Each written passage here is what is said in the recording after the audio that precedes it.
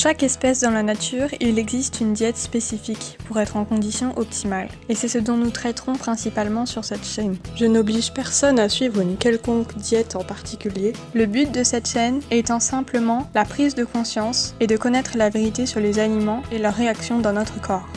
Pour comprendre le concept de condition optimale, il faut déjà admettre que la définition de la santé ne doit pas simplement être que l'on n'a jamais de rhume. Une condition optimale implique également que l'on doit être souple, sans mauvaise odeur ni déficience, comme la perte de vue avec l'âge ou la perte de cheveux.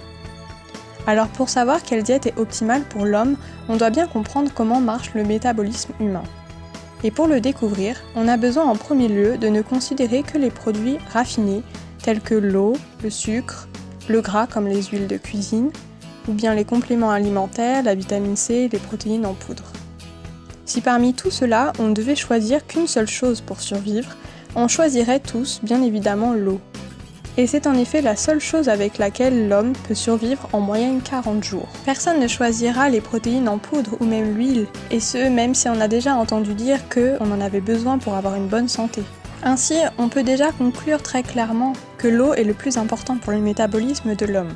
Maintenant, si on devait choisir un deuxième produit raffiné, ce que tout le monde devrait choisir serait sûrement le sucre. Pourquoi ?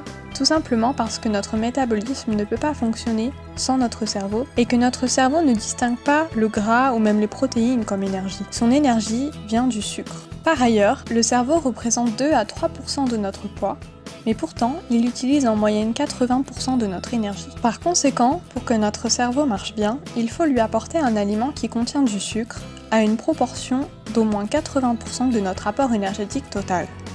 Ainsi, on peut conclure que la composition idéale d'un aliment doit être constituée d'eau, de 80% de sucre, de 10% de gras et de 10% de protéines sur notre apport énergétique total, ainsi bien sûr que de plusieurs variétés de micronutriments.